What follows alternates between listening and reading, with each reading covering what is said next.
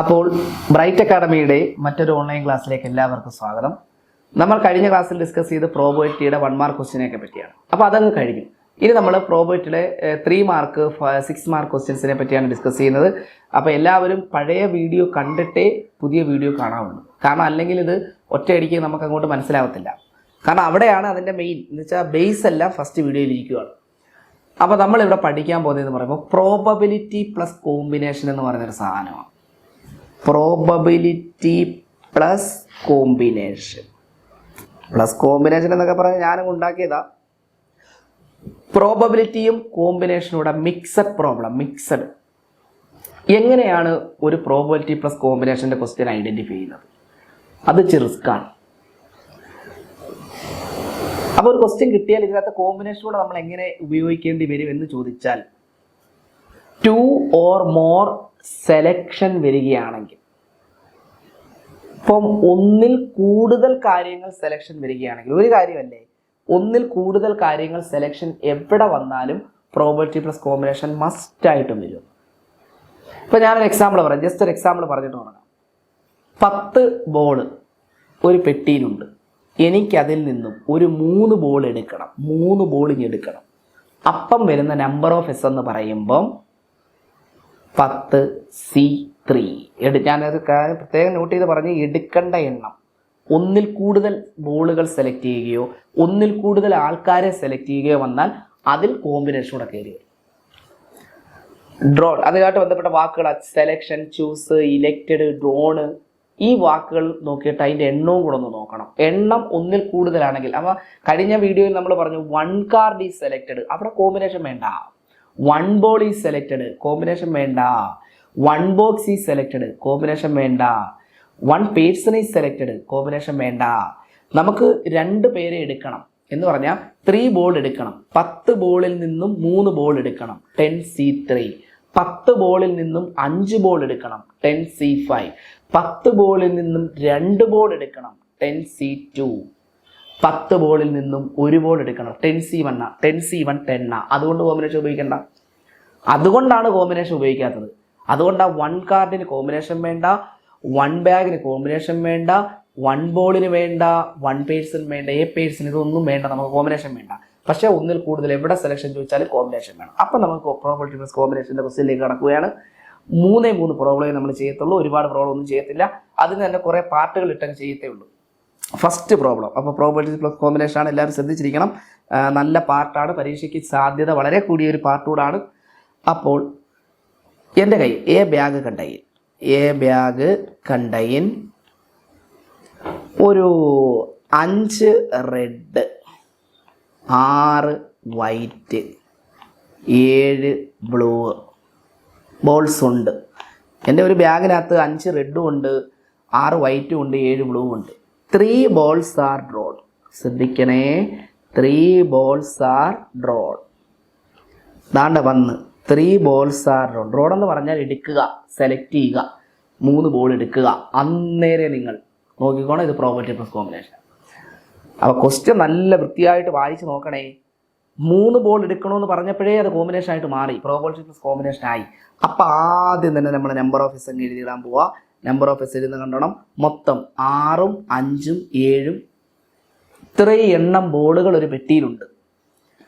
5ഉം 6ഉം 11, 11ഉം 7ഉം 18 ball മൊത്തത്തിൽ. C3 main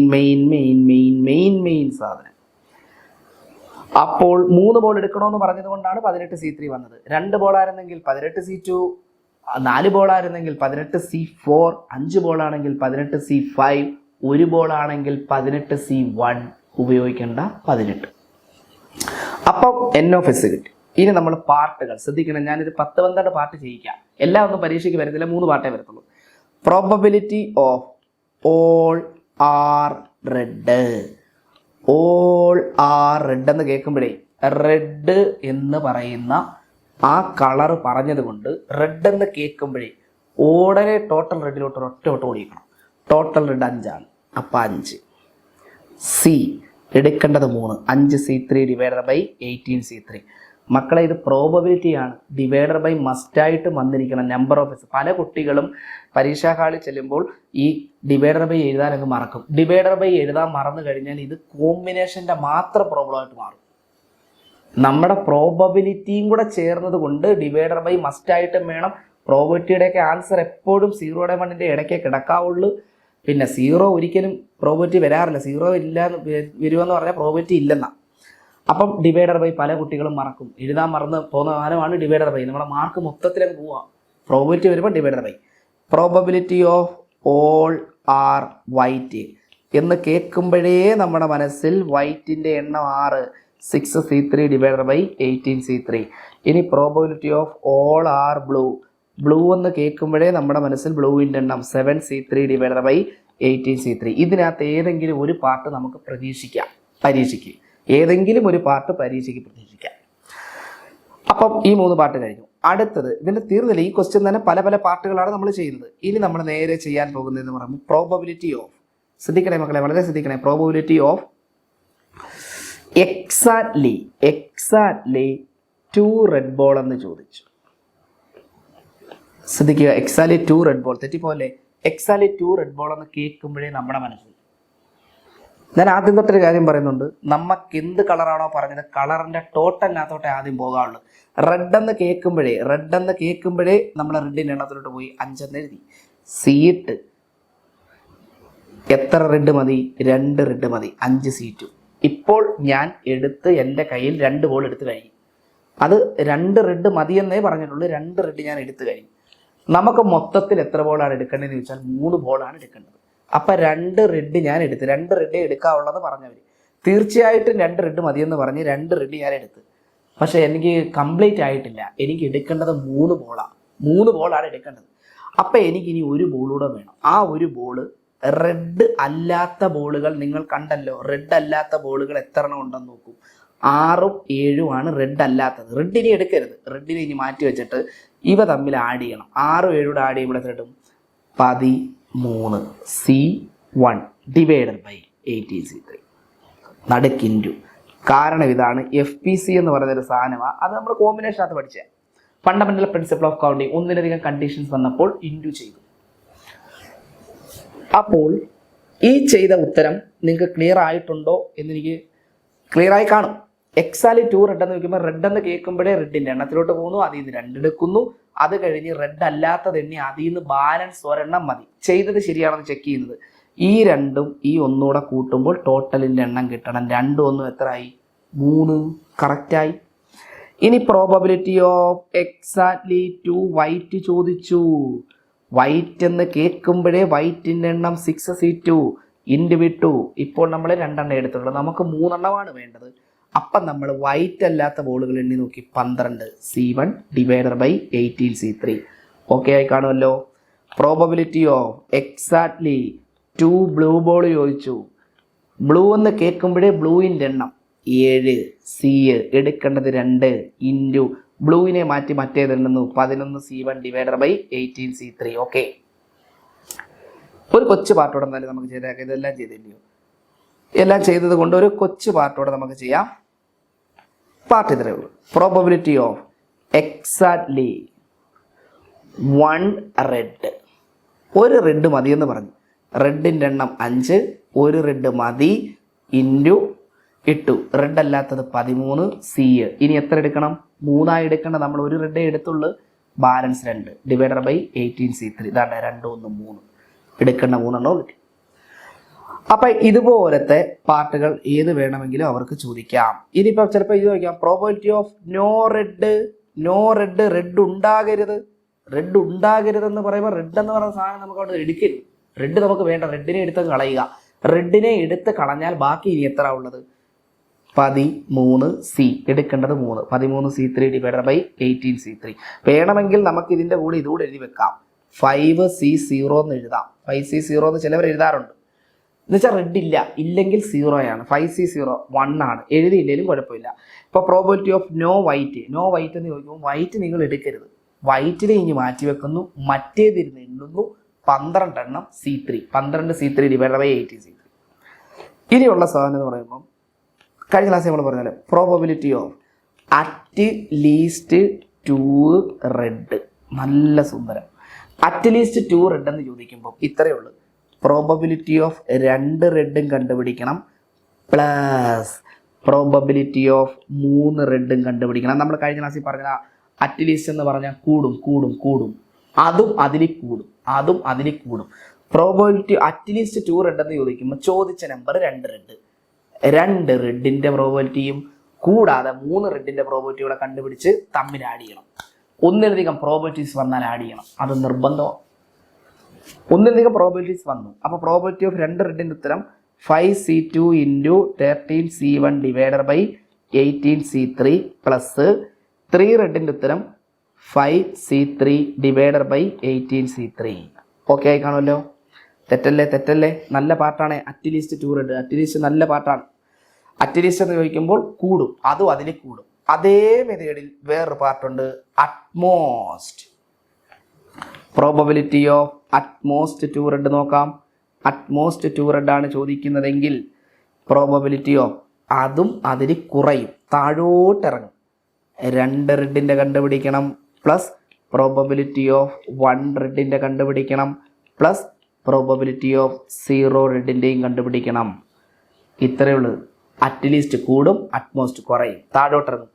5C2 into 13C1 divided by 18C3 plus 5C1 into 13C2 divided by 18C3. 0 red 5C0 into 13C3 divided by 18C3. ഇനി ഇതെല്ലാം നിങ്ങൾ കാൽക്കുലേറ്ററിൽ അടിച്ച് correct answer ആക്കി വെക്കണം. നമ്മൾ ചെയ്തിട്ടില്ല, കാൽക്കുലേറ്ററിൽ അടിച്ചേ നിങ്ങൾ ചെയ്യാവുള്ളൂ. പിന്നെ അറിയാമെങ്കിൽ ഡയറക്റ്റ് ചെയ്യാം. കാൽക്കുലേറ്റർ ഇപ്പോൾ ഇത് കാൽക്കുലേറ്റർ അടിക്കുമ്പോൾ നമുക്ക് ഒറ്റ ഡിനോമിനേറ്റർ ഒക്കെ ആക്കി വേണമെങ്കിൽ അടിക്കാം, അല്ലെങ്കിൽ ഓരോ നമ്പറും കാൽക്കുലേറ്റർ അടിക്കും. 5C2 ഇൻറ്റു 13C1 അടിച്ച് എഴുതി വെച്ച് ഡിവൈഡർ ബൈ 18C3യും കാൽക്കുലേറ്ററിൽ അടിച്ച് എഴുതി വെച്ച് പ്ലസ് അങ്ങനെ ഓരോന്നും ചെയ്ത് കണ്ടുപിടിക്കുക. ഇതാണ് പ്രോബബിലിറ്റി പ്ലസ് കോമ്പിനേഷൻ്റെ ക്വസ്റ്റ്യൻ എന്ന് പറഞ്ഞാൽ. അപ്പോൾ അതങ്ങ് കഴിഞ്ഞു. ഇതേ മെത്തേഡ് ഒരു പാർട്ടോടെ പറയാനുണ്ട്, ഒരൊറ്റ പാർട്ടോടെ ഇതിനകത്ത് പറഞ്ഞേക്കാം. ചിലപ്പോൾ പരീക്ഷയ്ക്കൊക്കെ തെറ്റിപ്പോകുന്ന അവർ കറക്കും നമ്മളെ ഇട്ട്. Probability of 3 balls are the same color എന്ന് ചോദിച്ചാൽ, സെയിം കളർ എന്നോ സെയിം ബോൾ എന്നോ, ഇവിടെ നമ്മൾ ബോളല്ലേ, അപ്പോൾ ബോൾ തന്നെ എഴുതാം. സെയിം ബോൾ എന്ന് ചോദിച്ചാൽ 3 balls are the same colour, same colour എന്ന് ചോദിച്ചാൽ നിങ്ങൾ ചെയ്യേണ്ട ഇത്രയേ ഉള്ളൂ. 3 balls are the same. എടുക്കുന്നതെല്ലാം ഒരേ കളറിൽ നിന്നായിരിക്കും. ഇതാണ് ഇതിൻ്റെ മീനിങ്. എടുക്കുന്നതെല്ലാം ഒരേ കളറിൽ നിന്നായിരിക്കണം. നമ്മൾ ആദ്യം ഉത്തരം വരുന്നത് 5C3 divided by 18C3 plus 6C3 divided by 18C3 plus 7C3 divided by 18C3. ഇത്രയേ ഉള്ളൂ. മക്കളെ ഇത്രയേ ഉള്ളൂ. ഈ ഒരു വാക്കൊരു മെയിൻ വാക്കാണ്, ചിഹ്നം പ്ലസ്. സെയിം വന്നാൽ പ്ലസ്സാ, ഇത്രയേ ഉള്ളൂ. സെയിം വന്നാൽ പ്ലസ്സാ, ഒന്നിലധികം പ്രോബബിലിറ്റി കയറി വന്നാണ്ട പ്ലസ് അല്ലേലും. എടുക്കുന്ന എല്ലാം ഒരേ കളറിൽ നിന്നായിരിക്കണം എന്ന് പറഞ്ഞാൽ ഒന്നുകിൽ നമ്മൾ പോയി എല്ലാം അങ്ങ് റെഡിൽ നിന്ന് എടുക്കും, അല്ലെങ്കിൽ പോയി വൈറ്റിൽ നിന്ന് എടുക്കും, അല്ലെങ്കിൽ പോയി ബ്ലൂയിൽ നിന്ന് എടുക്കും. എല്ലാം ഒരേ കളറിൽ നിന്നേ പറ്റത്തുള്ളൂ. അപ്പം ഇതിത്രയാണ് പ്രോബബിലിറ്റി ആയിട്ട് ബന്ധപ്പെട്ട ബോക്സിൻ്റെയും ബാഗ് ഇങ്ങനെയൊക്കെയുള്ള കണക്കുകൾ വരുമ്പോൾ എടുക്കേണ്ട എണ്ണം നോക്കണേ. ഇതേ മോഡൽ വേറെ ക്വസ്റ്റ്യൻ ഉണ്ട്. A committee of 2 person. ഇത് വേർഡ് പ്രോബ്ലം എഴുതുന്ന ഒരു ഇച്ചിരി ബുദ്ധിമുട്ടുള്ള പരിപാടിയാണ്. A committee of 2 person is selected from 2 men and 3 women എന്ന് കേൾക്കുമ്പോഴേ നിങ്ങൾക്കൊരു കാര്യം മനസ്സിലായി. സെലക്ട് ചെയ്യേണ്ടത് 2 പേഴ്സണെയാണ്.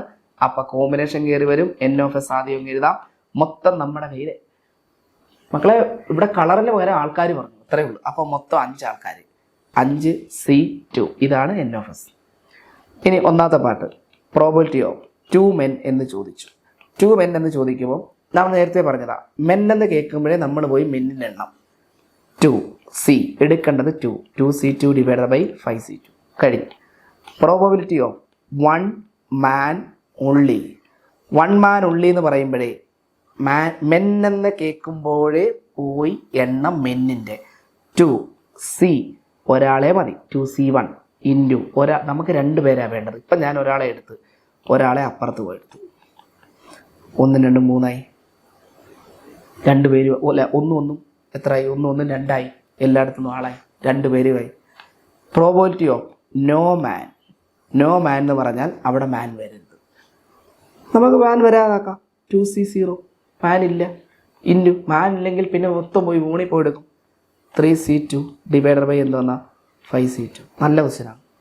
നല്ലൊരു ക്വസ്റ്റ്യനാണ്, പഠിച്ചോളാം. ഇനി